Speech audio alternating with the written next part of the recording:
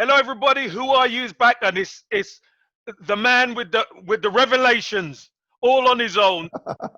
Hillsy, how are you, Hillsy? Hello, Cav. Hello, everybody. I'm great, thanks, mate. Yeah, really good. Yeah, been working hard.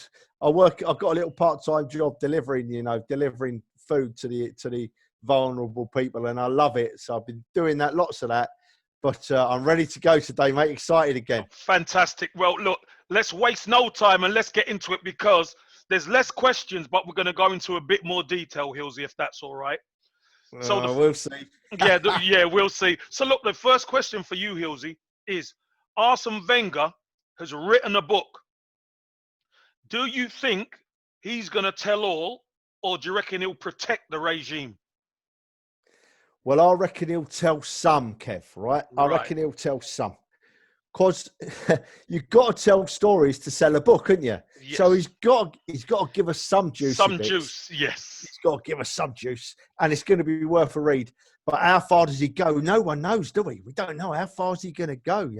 I mean, If go on. you see, he ain't got his statue at Arsenal yet, has he? No. Right. So he don't want to upset him too much, does he? I like your thinking, Hillsy. I like your thinking, but Hillsy, there's so many things that's been left stranded. There's quite a few players who left the football club who the fans point at, don't they? And they have a go at. Yeah. And there seems to be a certain familiarity with the way they've left. It's either over money or whatever. And the club seems to get away scot-free. I would like Arsene Wenger to come clean on some of these guys, the Van Persies and Adebayors and all that of this world, because they get some terrible stick. Mate, wouldn't we all? Wouldn't we all? And I have been guilty of giving some of them stick as well, Yeah. Because as fans, we can't work out why they've left. We've got an idea it's all about the money. Of course we have. But we don't know for sure, do we? And you're right. Look, and that was Ashley going to Chelsea was the start, I think, wasn't it? Yes. And we all thought, why not just pay him a bit more and keep him, And then, as you say, Van Persie and a few others, why did they leave? He will talk about it. I'm sure he'll talk about that, and we'll all listen. But how personal will he get? I mean, I don't read many players' books, but I've read one or two, and one or two of them do have a little pop at Wenger in certain ways, right? Tony Adams, my favourite player, greatest player that ever played for Arsenal in my book, right? Yeah. So this isn't personal against him, but Tony had two things to say about Arsene after Tony's playing days finished, and he wanted to go into coaching. So does Arsene latch on to some of that and have a little pop back in his book? Nobody knows, but that's why we all buy the book, because we don't know, do we, Kev? No, we don't know. But look, we're all about finding out and will he fire bullets. So if he's going to tell some, I wonder who upstairs he's going to tell on. Because there's a man who's gone to Milan who a lot of the people have stuck the tail on. Yep. Will he get reprieved, or will he get nailed to the cross sort of thing? What do you reckon, Hillsy? That Mr. Gazidis? From my perspective, I know who you were talking about, Gazidis. I know, Kev. but I've got to say it. I've got to say it. Looking at it from looking in, if he had a go at Gazidis, that'd be like an easy option, really, wouldn't it? Even if it's the truth, it's fine. But because the club haven't got no ties to Gazidis anymore, have they? Yeah, so if Wenger has a pop at Gazidis, he ain't upsetting Arsenal, is he? No, he's not upsetting Arsenal, Hillsy. But wouldn't we just like to know? Because remember, the rhetoric changed. All of a sudden, it was, we're going to the Emirates to compete.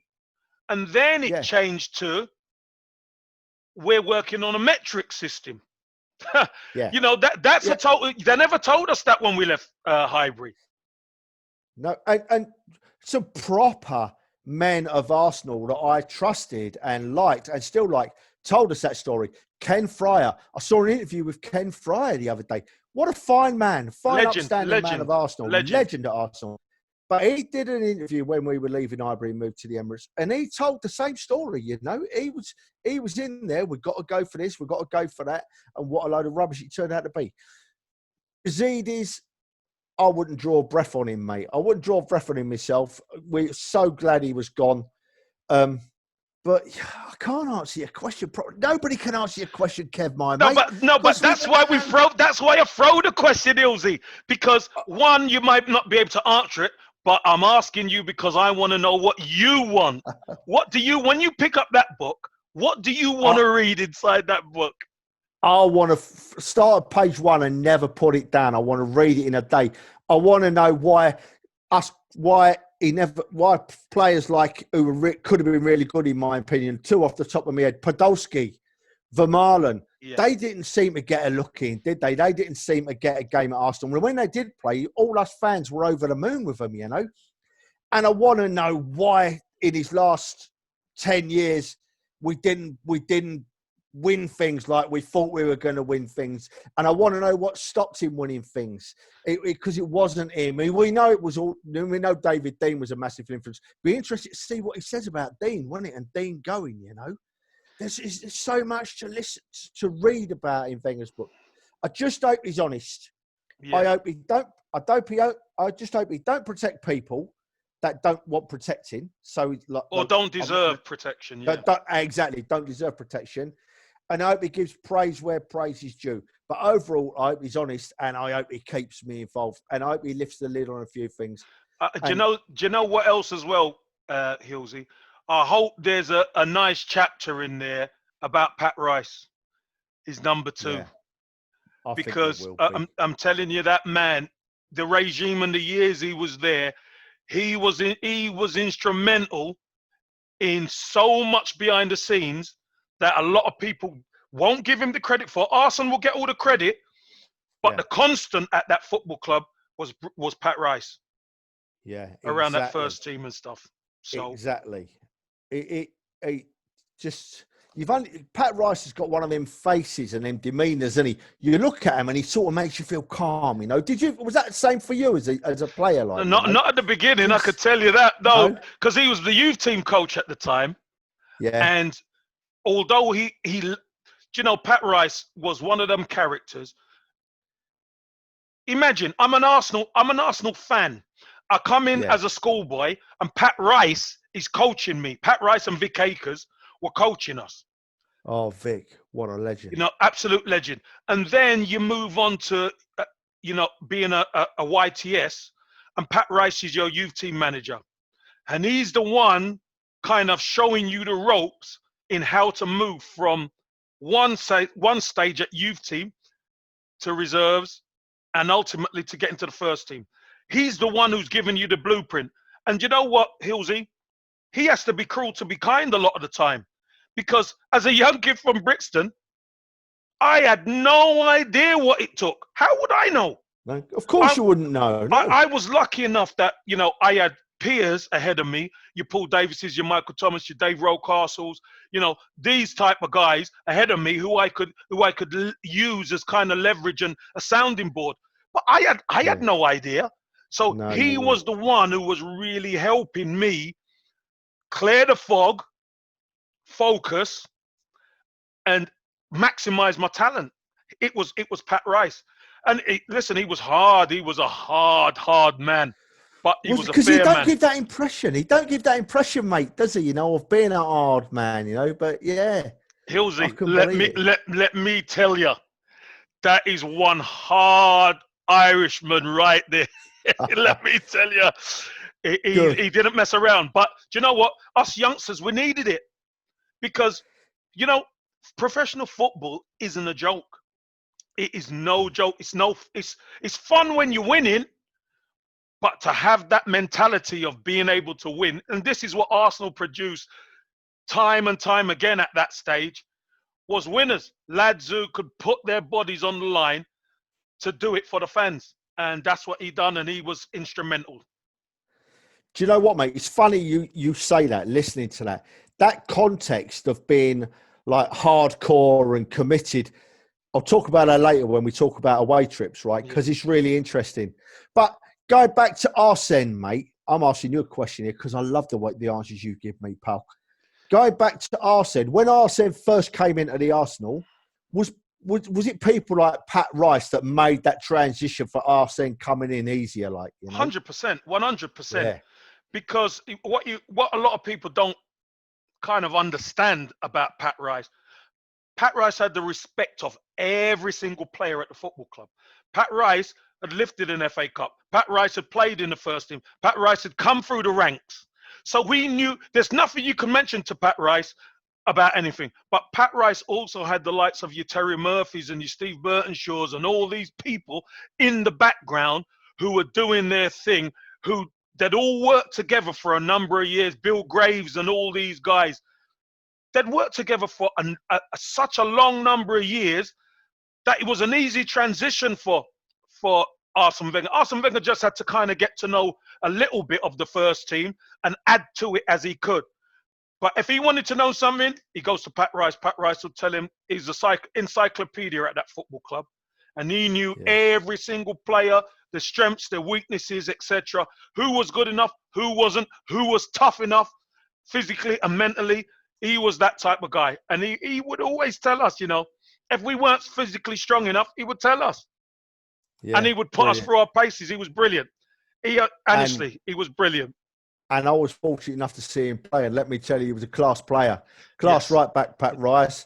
Class player, class man. I met him once. in a pub opening and he was a fine man and a gentleman. Yeah. And going back to the book, let's hope Wenger does give. This is exactly what I was saying. Praise the people that need the praise, right? Yeah, that deserve it. Give us the juicy bits. If there's someone that's upset you, tell us, Wenger. Tell us, Arsene. You know what I mean? If you don't like Josh Kroenke, tell us. Yeah, well, exactly. If you don't like the present regime, because it's a regime now, isn't it? It's that regime, the Kroenke regime. He should come out and say, I much preferred the David Dean regime because David Dean used to do this used to do that. They used to let me have the rule of the roost, and then these guys come in and they done blah, blah, blah. So kind of his hands are a bit tied, bit more tied, so to speak. But Hillsy, let's move on. Right then, go on. What are your favourite away days? Because I know you're a man, you home and away, you've travelled all over the place. And you've got good pals who you travel away with. And I want to know some of these stories. And name the names. I want you naming the names. Right. Okay. Well, as I told you last time, Kev, I had a long time off of not going to the Arsenal with family and that, blah, blah. And then a few years ago, I got back into it and I go regularly now. And the European aways are my favourites, right? Yeah. And since I've been going back to the European aways, there's an hardcore of Arsenal older fans that go, right? And these men, they've spent their lives watching the Arsenal, right? They've spent their lives watching the Arsenal. They don't miss a game. Home, away, pre-season friendlies, a testimonial, they go. I was talking to a mate, John Williamson, this morning. He's a fine and a top Arsenal fan. I was talking to him this morning.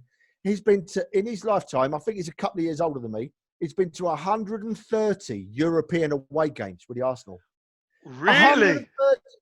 European away games, right? And another mate of mine, Dave Phillips, he's not missed a game in donkey's years. Grumpy old Dave, if he watches this. Grumpy Dave. No, we love you, Grumpy Dave. We love you. He won't even crack a smile if he watches it. But he's a fine man underneath, you know, and I love going with them boys. And they've made me welcome into the crowd back. We don't travel, but we always get to meet up when you're out there. You walk in a pub and you go, oh, hello, mate. Hello, mate.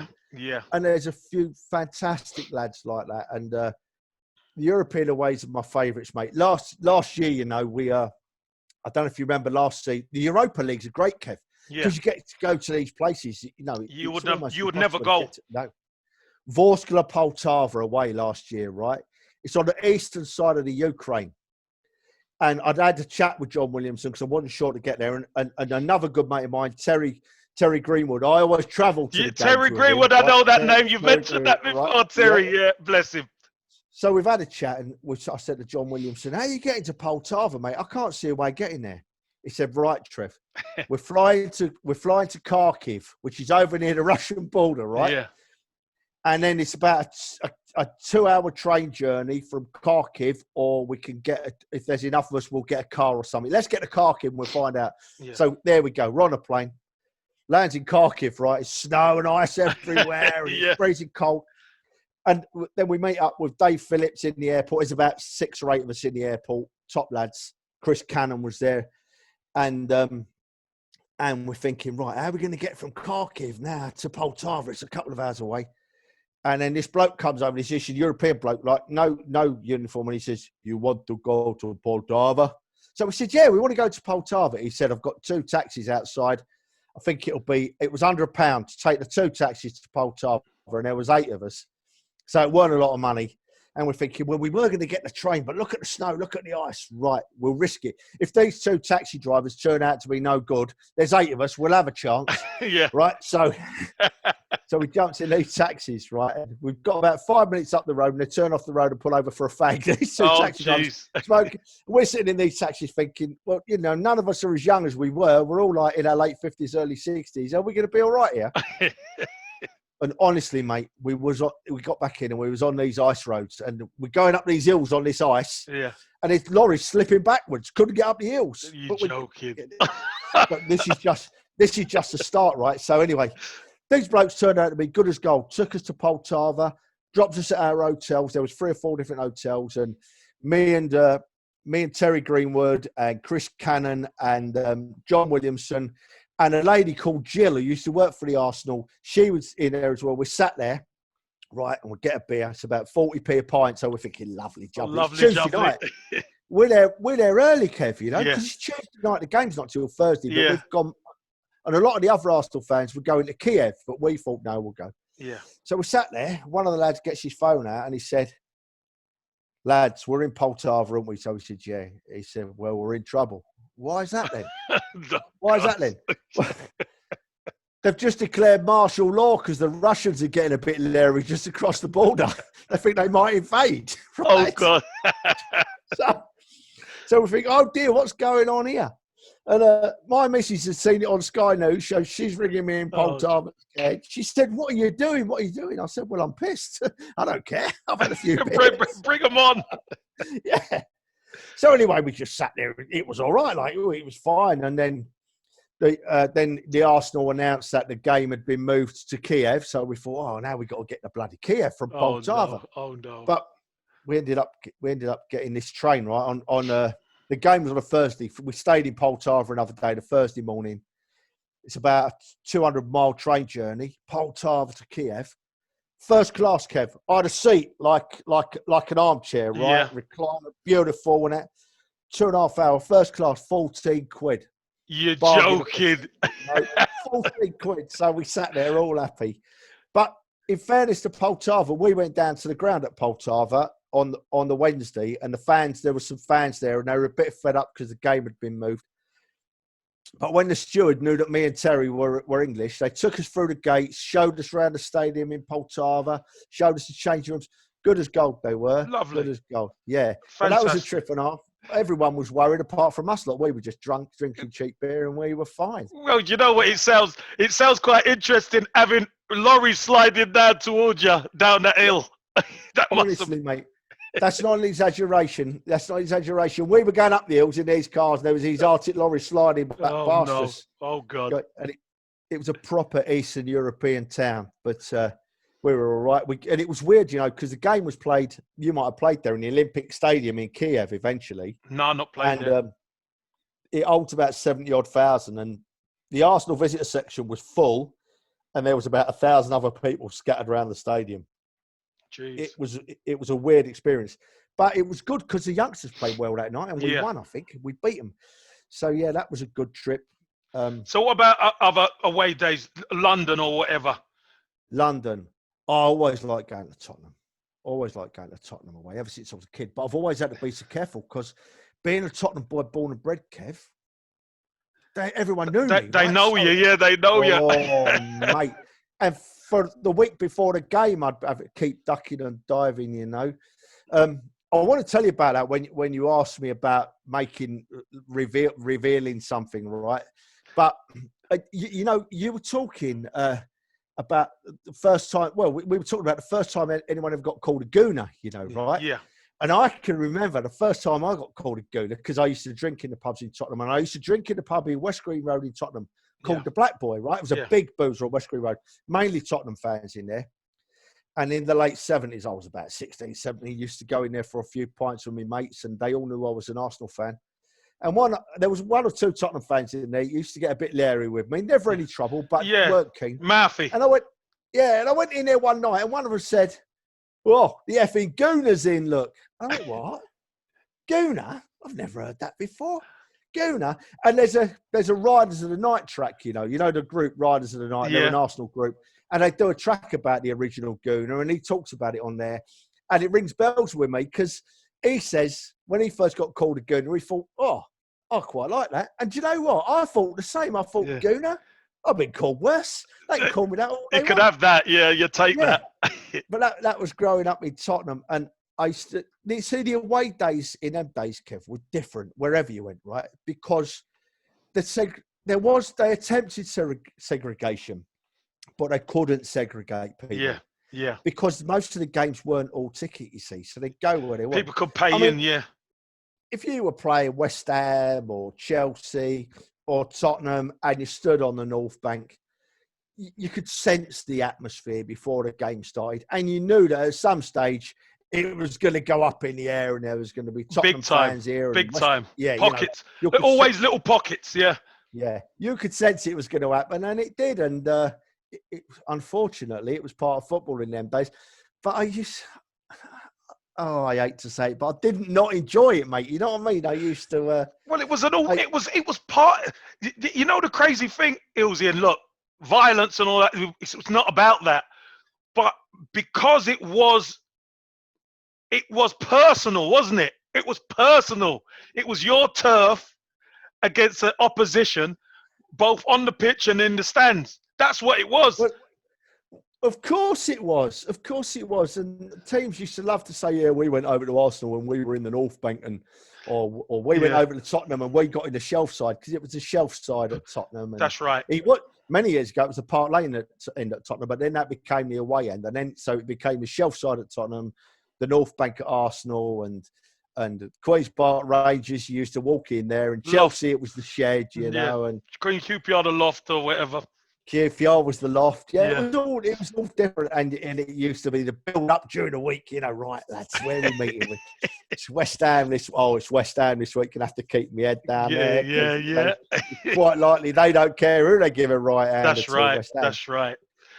But it was exciting. And of course, if you won, the best thing for me, and I'm still passionate about it now, was winning. We had to win the North London derby. Yeah. Because I had to go to school, and I had to go to work later on, and my life was hell. That's not an overstatement. If you lost, my life was hell. People used to seek me out, right? Seek me out.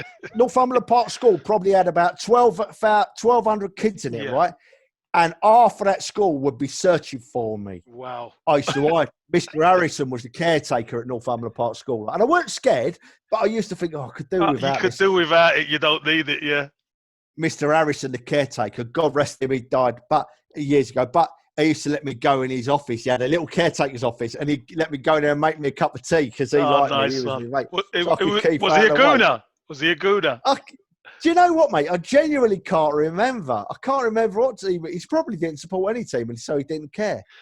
But yeah, I used to keep out the road. I had in Mr. Harrison's office, and then I'd have to go in the classroom. And even the teachers would say, "Oh, look, here comes Hillsy." What was the score on Saturday? Because a lot of them were Spurs, weren't they? Mate, 99% of them were Spurs. Oh, my God. 99% of them. I mean, they used to have ties with Tottenham Football Club because they were so close. My school was like across Worcester Avenue, a step away. And the school used to open as a car park when Tottenham home games. Match days, yeah. Mr. Harrison used to ask me to help sometimes. And if Arsenal weren't playing, I'd go and help, and he'd give me a couple of quid for Nice helping. one. But yeah, wow. And then Great days. Great days. Mate, great. Not at the time. Not if we'd lost. No, but listen. But the great thing is, it's the experience, Hillsy. You've Yeah. lived it. You've got them experiences, which, do you know, a lot of people who watch the Who Are You series, they have different experiences. A lot of people, remember, this is going out around the world. People are going to be in America, in Africa, in the Middle East, wherever, listening to you tell these stories, and they have no idea what it's No, about. but mate, nobody outside our little patch really knows what it's like, right? You're a London boy, I'm a London boy, we know. Even the reserve games, Tottenham v Arsenal, could be juicy, Yes, I can yes. remember Arsenal reserves playing away at White Hart Lane one midweek game. And they used to open the whole of the stadium, and about 4 or 5 of us little Arsenal kids, we went round to the shelf side. There was no one in there because there used to be an enclosure on the tunnel side at Tottenham, and I used to stand there. We went round on the shelf side. There was about 6 of us in the whole of the shelf singing, "Where the Arsenal?" Right? And then, Within 5 minutes, about 30 Spurs fans appeared from nowhere and chased us out the ground. You know what I mean? It's a reserve game. Bloody hell. Come on. well, Yeah. listen, there ain't many you could say that, Hillsy. There ain't many you could say that. There ain't, no. But it was fun, mate. It was good fun them days. And it's not the same now because you have all tickets, you have all seater stadiums, you have away fans areas. So there is segregation. And, nowadays it's different. They sort of laugh at each other and throw a bit of abuse and then film it on their mobile phone, Yeah. and that's it. Well, that ties it in with the next question. Right. Do the modern day London derbies have the same intensity as the 70s, 80s, and 90s? No. Because I remember the intent, you could cut the atmosphere with a knife back then. No. To a certain extent, the atmosphere is still the same, right? To a certain extent, the atmosphere is still the same. I mean, when we played Tottenham at Wembley, in the league, when they were at Wembley, they had their biggest crowd ever. You couldn't get a ticket for love nor money. And it was great. When we went 1-0 up, was it last season or the season before at Wembley? Last season, when we went 1-0 up at Wembley. Yeah. The atmosphere from the few Arsenal fans in there was fantastic. But there's no surge. There's no big build-up. And the fans sort of connect differently. But the players, Kev, I don't think the players understand fully. They can say it's an North London derby. They can say we're committed. But they're not like it used to be. They're not London lads. Yeah. They're not like you, Righty, Rocky, Mickey Thomas, Tony Adams, Ray Parlour. They're not London lads, you know. They don't know. They don't understand growing up in London. And, mate, it wasn't a game on a Saturday. It was a 2-week affair. Yeah. You talked about, if the North London game was a Saturday, as soon as the Saturday before's game had finished, you're talking all week about the North London derby. Then there's the game. Then afterwards, you're talking all about the North London derby till the following week. It's a 2-week thing, not just a game. And the players, the commitment from, I'm sure it was different. They looked at it differently. Lee Dixon tells a story, doesn't he, about his first North London derby when, was it Tony Adams? Rodders pulls him, and said, "You're not a Londoner. You think you understand, but you don't understand, You don't understand what this is all about. Don't lose. Don't lose. Yeah, don't lose. Get stuck in. Don't lose that one. Listen, that was the first thing. That's one of the first things you get told when you come into the Marble Halls. Really? I'm telling you, Pat Rice, Terry Murphy, and those guys drill it into you. That lot down the road, do not beat us. Tell me about it then, Kev. As I've told you about me as a fan, right? And I've got serious face here because you only got to mention Tottenham to me and this face comes on, right? It changes, I've said it, Hillsy, yeah. Right. So tell me about you. You're playing in a North London derby. What's your build-up like, mate, in them days with all them proper Londoners in the team? Well, what? Just like you mentioned, it's the week. It's the week after the game on the Saturday. If you're playing Spurs the following Saturday, all that week, obviously the build-up starts. Everywhere you go, everybody you speak to, outside the club and inside the club, has got Tottenham on their mind. Yeah. So that build-up, all the preparation in the week, you're having a laugh and a joke, but there's always a bit more edge to training. There's a bit more tackles going in. The manager has to try and calm the boys down because it builds up the momentum inside, the combustion inside you. ready for that game on the Saturday. And when you get to the game, obviously you've got to try and remain as calm as you can. But we have seen players step over the mark a little bit because that commitment is there. You know, putting your foot in, making contact with the opposition, etc., etc. That's really important. And to win the game is one thing, but the other thing is don't lose. Yeah. That's the other thing, Ilse, Yeah. you know. And sometimes you will lose, but you don't want to. You know, if you know you can't win, you just make sure you don't lose, and then you live to fight another day, and then you move forward. But you know, they're not the best of weeks. I'll tell you that much. They're not the best of weeks going into that game. No, not as a pro. But you know, the crazy thing is, Hilsey, there's that many London derbies. You kind of get used to it because all the team know. You know, you might have 2 London derbies back to back. So then it's like a 3-week affair. Do you know what I mean? Especially if you've won, if you've beat Tottenham and then you got Chelsea the week after. That momentum then goes on into the Chelsea game. As a player, mate, then is the Chelsea game as big as the Tottenham game? Because it ain't for fans. No, it's not. And this is the thing. Of course, it's not. Tottenham is the pinnacle of the London because they're our closest rivals. Yeah. But it's still about supremacy of London. And that's why it's so much more difficult for a London club to win the title because they've got that many derbies in London. Everybody, and this is the other thing, Hillsy. Everybody wants to beat Arsenal. Everybody. Arsenal is the prize at the top of the tree. They want to take your scalp. And that's why when you come up through the ranks, you roll them up and you say, it ain't happening in our watch. No chance. So winning those games. No, exactly. Same with the fans, exactly, yeah. And that's why, Hillsy, that squad, that team, and those players mirrored the fans. That's why we were so close. Because you could feel it as a fan. Those players represent us out on the pitch, and you could see if it was a scrap, if it was football, we could do either, whatever you want. Yeah. And that's the sweet spot for us. Let me tell you about last season. You know, it's funny game football, isn't it? Right? Because as a fan, I wait. Oh, you as a player, but as a fan, I wait all week for the game. Right? I wait all week for a game. I'm excited. Then I go to the game. Arsenal score in the first 2 minutes. Then I want the game over. I don't want the rest of the game. I want it finished. Yeah, because you just want to win. That's why. I've had enough here. I've had enough for a blow the whistle. I'm done. But what made me think of that was last year when we went 1-0 up at Tottenham. Ramsey scored that goal, right? Yeah. And what a celebration. This is my turf. Wembley's my turf. What a lad. Yes. My turf. But I'm on the train, right?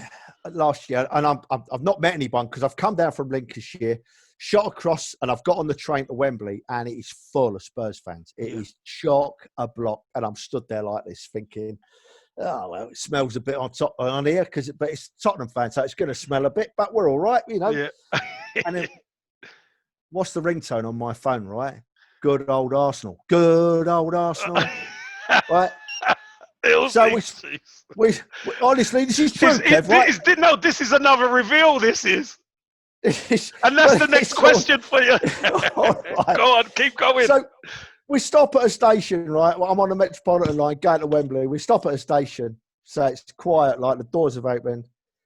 What goes off? My phone. Good old Arsenal, we're proud. I thought, oh shit, I'm in big trouble here, right? Flicked it off quick in my pocket, flicked it off, and I give it this one. Who was that? Hillsy, you make me laugh, man. And they never worked it out, Kev. Right. They never worked it out. And do you know who it was ringing me? It was my missus. I reckon she wants to kill me. She wants to get me killed. It was my missus ringing. Good old Arsenal. Oh, my whatever you do, love, don't ring me on the derby day. All the heads are turning round the train. Who was it? And I got away with it. I stood up, yeah. But the Tottenham Arsenal, like, you know, we used to, when I was a kid, right? Because the away fans, when we're away at Tottenham, when it weren't all ticket, to get into the away end, it was on the corner of Park Lane and the High Street. Yeah. There was a little square you used to have to go in there, Kevin. It used to get gridlocked, loads of fans trying to get in there. Shocker. And I used to think, oh, I ain't paying. I ain't queuing to go in there. I know what I'll do. So I used to walk round the back onto Worcester Avenue, right? I think I've got to keep my head down because a lot of people know me here. Yeah. You know, and I'd pay to go in the Spurs side in the Worcester Avenue turnstiles, right? So no queue, straight in, right? Yeah. And then I'd walk round that side of the shelf side of the ground to where it met the Park Lane. And there was a gate there with a couple of coppers on. Yeah. And I used to go to the copper. Oh, I'm sorry, mister. I've never been here before. I'm an Arsenal fan. I'm going to get beaten up. Can you let me through the gate? And they go, yeah, come on, son, get through there. Get in the Arsenal end and let me through. Right. So I'd be straight. Me and my cousin Tim used to do that. My cousin Tim used to do it. But I'd be straight in there and no queuing to get in with the Arsenal fans. And then we'd be all right then. Oh, I love it. Love that. Fans. So, Hillsy, do you have any more exclusives? Because you know what? You've got exclusives on exclusives, Do you have any more? I've got a little story to tell you, right? It's not about Arsenal in particular, but it's a funny football story, right? I was thinking about it this morning. It was the '78 World Cup, right? Yeah. I'm living in Tottenham. We lived on St Anne's Road, Suffolk Road Estate. Yeah. And they were new houses. They were terraced houses, right? And the walls were paper thin. And '78 World Cup, England haven't qualified, have they, right? No. But Scotland did. Right? Yeah. Scotland did. And the bloke next door to us, lived next door to us, was a Scottish bloke and his missus. And I was 16. He used to give us loads of grief about like England not qualifying. The Scots had, you know. So, but as the World Cup went on, Scotland was struggling, weren't winning the game. And we could hear him through the walls, you know, thin walls. You could hear him cursing and shouting. So as a 16-year-old kid for the whole of the World Cup, right? If he, I don't know if he'll ever see, I used to write notes like Scotland are crap or another loss, unlucky jock boy, unlucky your skirt wearing northern so-and-so, right? And sneaking through his letterbox, right? Oh, no. And then I'd go in our house and put my ear against the wall and you'd hear him in, some bastards left a note through that letterbox again. If I ever find out who it is, I'll kill him. I'll stab him. Blah, blah, blah. Oh, Jesus. If he ever catches me, he'll kill me. But I couldn't stop doing it, Kev. I kept doing it all through, posting these notes for his letterbox and running around the corner. To this day, he'd never know who it was, but he would have killed me.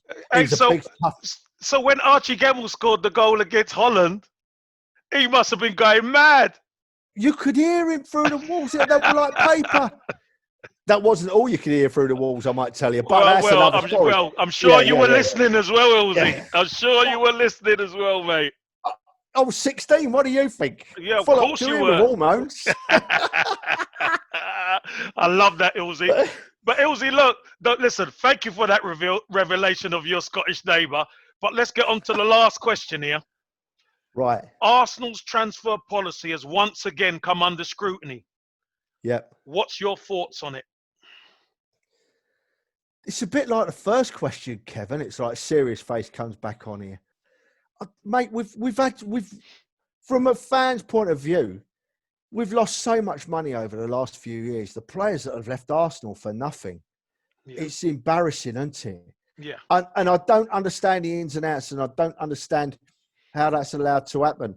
I can't remember who I was listening to a conversation the other day with an Arsenal player or a professional, and they were saying, I don't know how Arsenal don't tie these players down to 4-year contracts and not 3-year contracts, because then you've got that little bit more play time, you know? Yeah. These agents don't get a chance to get into them and get them gone for nothing. So I don't know. I don't understand what's going on with Louise at the moment.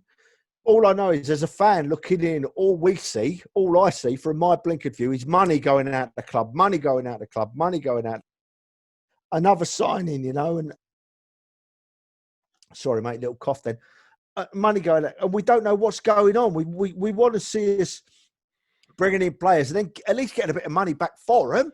At least look like we're operating as a business. Yeah. At the moment, we're like a breeding ground for other clubs. We seem to be, or we'll take all the old timers in. You know, so I don't know what we need to do. We don't see. When I look at our club right now, I don't think unfortunately, I don't look at us as a club that every player would want to come to. My personal view is that if players will probably look right, Real Madrid, Juventus, Man United, Man City, Chelsea, none of them want us. Oh, hang on, Arsenal might want us. We'll go there. It's a horrible feeling, Kev. Tier two. It's a horrible yeah. It's a horrible feeling, mate. And that's because, from my perspective, it's because we're not in Europe. We're not winning things. And we're paying the wages, aren't we? I mean, some of our players are on incredible wages. Yeah, paying the Incredible wages, but we haven't had a plan for years. For me, that's the issue, you see, Hillsy. Because there's no plan, and, you know, I've got to go back to maybe a little bit of the Wenger years as well, because when you don't address certain positions, that means your spine's weak. Okay? And then as you move forward, fair enough, we won a few FA Cups, which was great, but we couldn't sustain it in the league. And the year Leicester won the league, we should have won the league that year. We should have won it, but we couldn't. We beat them twice that year. That's right. And after Welbeck scored the winner at the Emirates, we've all thought, hey, this is our year now.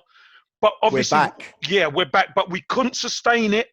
You know, that there was that something, that toughness, that mental toughness just isn't in these players. But we've never addressed it. So you think to yourself, okay, as a football club and as a recruitment team, etc. And I mentioned the recruitment team as in acquiring players, and retaining players as well. Because you got some great players. You can't let Sanchez and you know, these guys run their contracts down. No, Ramsey run his contract down. It's madness. It's suicide. That's what that is. That's suicide. You're so right, mate. It frustrates me. See, I can't smile now. Back to my serious face because it frustrates me. I was more upset with Ramsey going than I was with Sanchez, right? Yeah. I'll come on to that in a minute.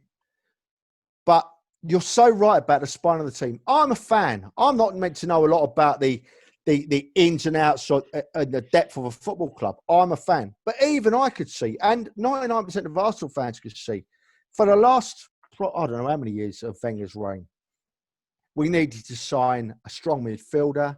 We needed to sign a couple of strong centre-backs, probably 2 strong midfielders, right? Every transfer window, we knew what we needed. Every transfer window, the fans, our hopes went through the roof. And this ain't just 1 or 2. This is for like 5 or 6, 7 years. Yeah, that's right. And every transfer window was the same. You hear nothing, you hear nothing, you hear nothing, you hear nothing.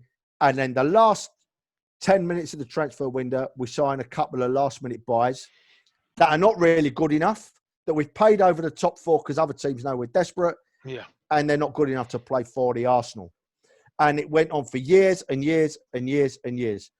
And fingers crossed, you've got to give... you said it to me before, and I so hope you're right, my friend. Arteta will hopefully have more of a say in who comes in. Yeah. More involved in that process. Definitely. By all means, go and have these blokes go and talk to the players and negotiate contracts with them and try and get them.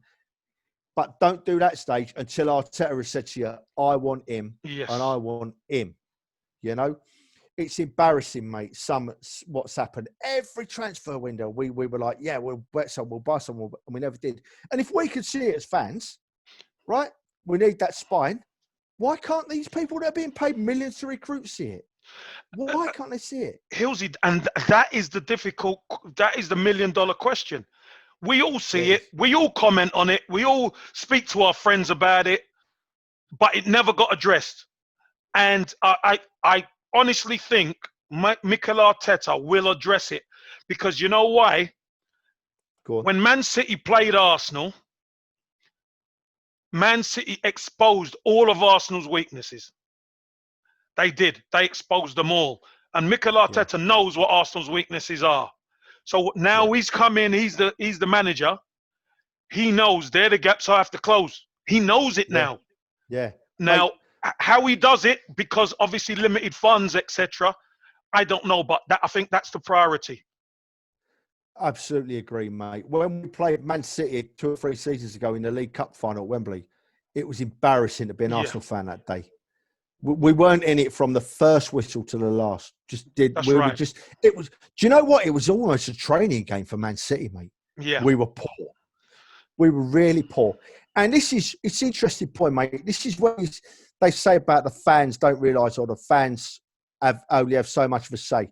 My mate John Williamson, right, and a few others, and me included, not recently, but not as long as these guys, we pay a lot of money to go and watch the Arsenal, thousands and thousands and thousands of pounds. And I'm going to have my say, and I'm going to make my feelings known. If I upset people along the way, so be it. That's their problem, not yeah, mine, you know. I want to see that, and I said to you before, and I'll say it again, and this brings me back to what I was saying about Sanchez going. I pay a lot of money to go and watch the Arsenal, and I pay it willingly and happily, and I don't begrudge a penny of it. yeah. All I ask in return from them Arsenal players is to perform for 90 minutes, right? Do your best. Win, lose, or draw. Do good game, bad game. Do your best. And I don't begrudge you a penny. Now, in Sanchez's last season at Arsenal, he didn't appear to be trying, Kev. He wasn't trying at all. I can remember one game in particular. I can remember it because it was New Year's Eve. We were playing away at West Brom, right? And it makes me smile now because I pulled a flanker on my missus, you know, right? Another exclusive here. Go on. Couple of weeks before the game, I said to her, what are we going to do for New Year's? She's not keen about big parties on New Year's Eve, my missus. So I said, what are we going to do New Year's Eve, sweetheart? Should we go away to a city or something and maybe have a night in an hotel or something? So You she went, smoothie. she went, yeah, I fancy that. I said, well, I don't fancy London because it'll be too busy. I said, I don't know, Birmingham's not far. How about Birmingham? So she went, yeah, all right. So I said, I'll book us a nice hotel. Booked us a 5-star, top hotel. Nice Cost me a one. fortune, right? So about 3 days before the game, I said, you'll never guess what, sweetheart. I'll hold my hands up. I never knew. Arsenal were only playing at West Brom on New Year's Eve. We'll be able to go to the game before we go out in Birmingham. And I won't tell you what she said. Oh, she knew. You done it. She weren't at me. But I got 2 tickets and she came, and we had a great afternoon at West Brom. But that game, Sanchez spent nearly all of that game stood on the wing, not trying. Right. Not trying. And I looked at all the Arsenal fans, 3,000 Arsenal fans, however many, and I thought, all these lads, it's New Year's Eve. Half of them upset their missus and family. They've come here. They're shouting and screaming support. Come on, Sanchez. All I want you to do is run around and play a game of football for me. Have a go for me. That's all I ask of you. You know, and he didn't, mate. And from that day onwards, I had little time for him, Kev, to be honest. And I wasn't even gutted when he went to Man United. As a matter of fact, I said to Man United fans, because a lot of Man United fans were saying to me, we've got Sanchez, we're going to get his name on our shirts. And I said to them, be careful. Be careful, because you're not necessarily not getting what you think you're getting. And I proved to be right in the long run, you know. Yeah, but you know something, Hillsy? Let me just play a little bit of devil's advocate here. Go on then. Imagine you're Sanchez and you'd done what he's done at the club. He was a fantastic player. Yeah, he was. Yeah, carried us. The club should never let him get to 1 year. They should have renewed his contract, minimum up with 18 months to go. It should have been renewed. Yeah. So maybe he's feeling. This is personal, because you imagine if he gets injured in that season, his last season, if he gets injured, yep, that could be is one of his last big contracts over. Kev, So it's a game of dice. I get it, mate. I get that. I get it. I 100% get it. And I see where you're coming from, mate. Absolutely, I see where you're coming from. And I can't even argue your point, right? Because you're right, mate. But the fact is, I'm looking as a fan. No, of course you are. I'm looking as a fan. So if he's got that attitude, as a fan, that's something that goes on off the pitch for me. That I agree with him having the ump, right? And I agree with him being upset. Be upset. But I pay my money to see what goes on the field, not what goes on off the field. No. I pay my money You know, Hillsy, I've had a bollocking off the missus to go to West Brom. yeah, I've got but her in the ground with me. Hillsy, here's the funny thing, Hillsy. You, as a fan, I've been a fan, and I am a fan now. You I don't know. care. You don't care what goes on off the pitch. The moment they turn up for the game, you've got to perform, right? That's all it is. That's all But I want. Yeah. unfortunately, we're talking about human beings here, and human beings are emotional, and human beings they Barney with the misses. Footballers Yeah. Barney with the misses on a match day and turn up at the ground and got to put that face on and got to put the it's a part of life. Fans don't see it, but trust me, it happens. It Yeah. happens. Was it? I do get it, mate. I do get it. This is No, why we have it. This is why we're having a great conversation, because yeah. you see it differently than me. You see, because Well, I not don't not that I see see it that. differently, Hillsy. I don't see it differently, but I just know there are two sides. There are two sides to the story, and somewhere in the middle is the truth. If you know what I mean. Because Yeah. Yeah. I've done both. I've done Yeah. both. I've done what you've done. I don't care what goes on out off the pitch. The moment you cross that white line, you got to perform. We know that. I know that as a footballer. It doesn't matter if I've had a Barney with the missus an hour before the kickoff. Doesn't matter. You get to that Yeah. white line and you perform. But I know there's certain players who can handle it and certain players who can't. I thought Aaron Ramsey handled it brilliantly. He handled it brilliantly. Sanchez couldn't, because that's just No. the way he was. That's all. Or was it because? I mean, because different people. You're right, and different people head in different ways.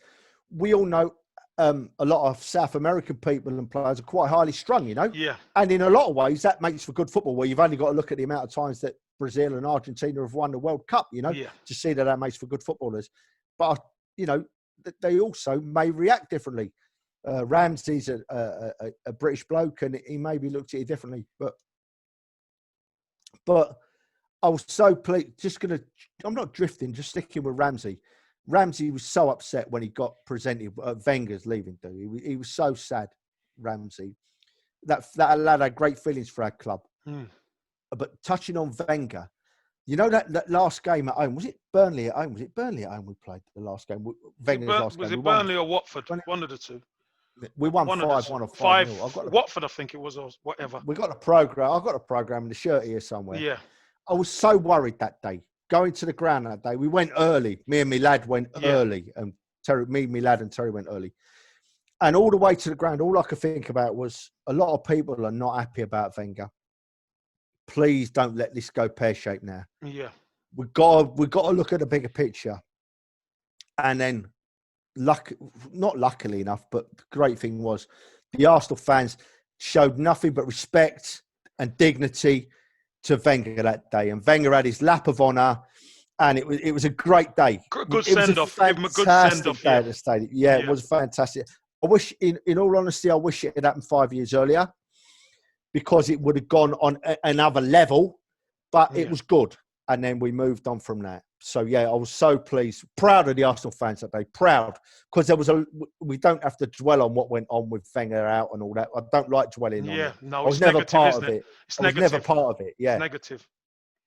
But the good thing was that day, full stadium, looked after Wenger, looked after Arsene, sent him on his way, happy and smiling. Has he ever been back in the ground? Do you know? Has he? I don't think he's ever been back, has he? I don't think he has yet. I don't think he has. Not that I know of.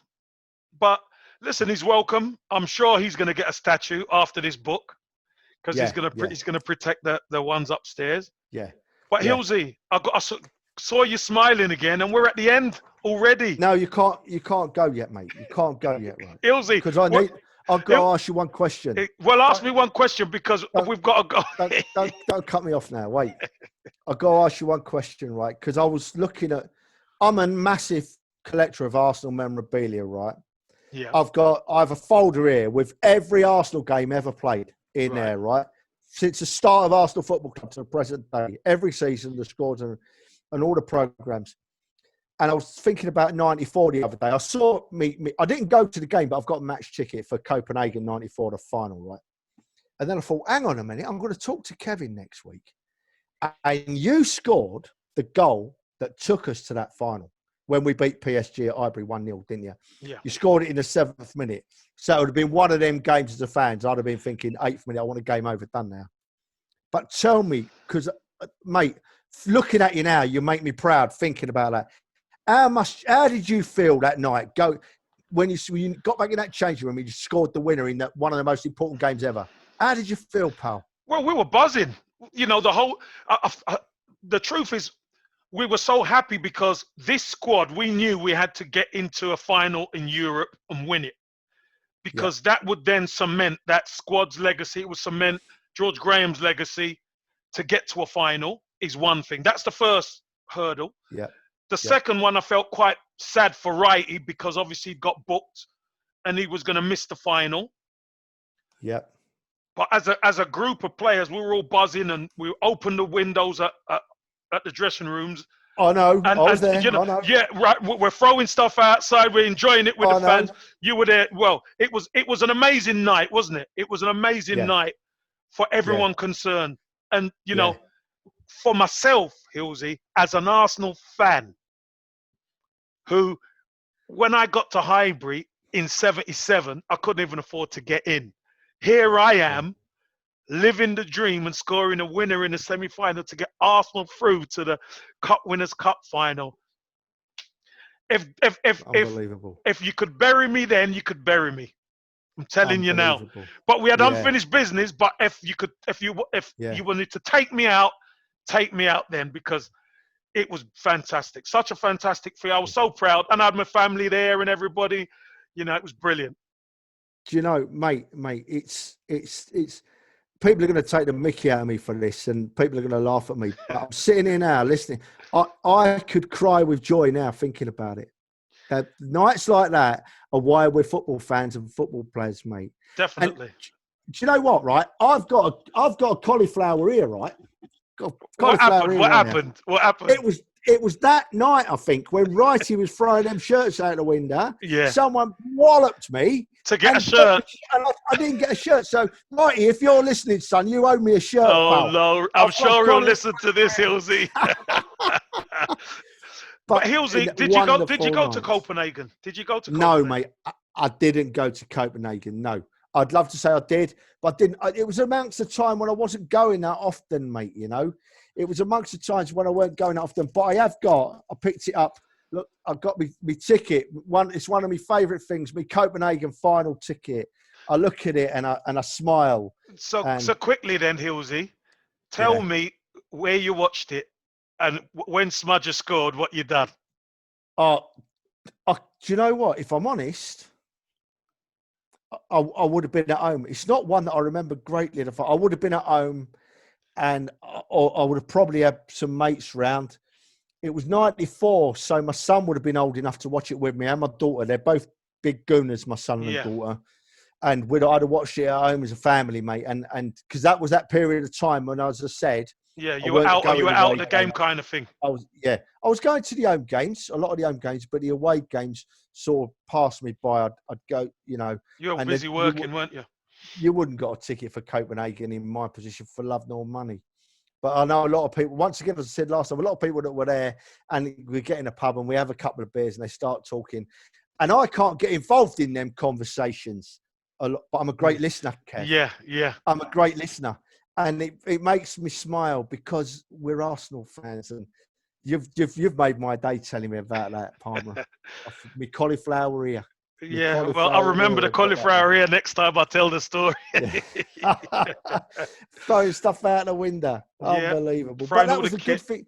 That was part of the thing that made Highbury special, wasn't it? That's right. Yeah, that close proximity to the crowd. Yeah. Yeah, definitely outside. Well, Hillsy, we're at the end now, mate. We're at the end already. Listen, I've got to ask you, will you come back and do a part 3? Because football's coming back, so we're going to have a bit more to talk about. Yeah. I want to talk a bit more European aways. I can tell you one or two more stories. Well, save them. I want you to save them. I'll have to edit them, right? I'll have to edit them. Just save them. I want them all, but over time. So that's going to be a part 3, a part 4, and a part 5. I'll try and book them in with you. All right then, mate. one Lovely. little teaser to you, right? Go Next, you know, because I get to ask you a couple of questions, and I love that, right? A little teaser for you next time. Two men that were behind the scenes at Arsenal that I look at as being absolute heroes, right? Yeah. And I want to hear about them. Theo Foley Yep. and Stuart Houston, right? Right. I want to hear your I view on give them you a two good next time. rundown on the both of them because I had Yeah, good times with them too. Definitely. yeah. Nothing but good thoughts about them too. Oh, Hillsy, wow. thanks so much for coming on, mate. And listen, I'll be in touch for part 3.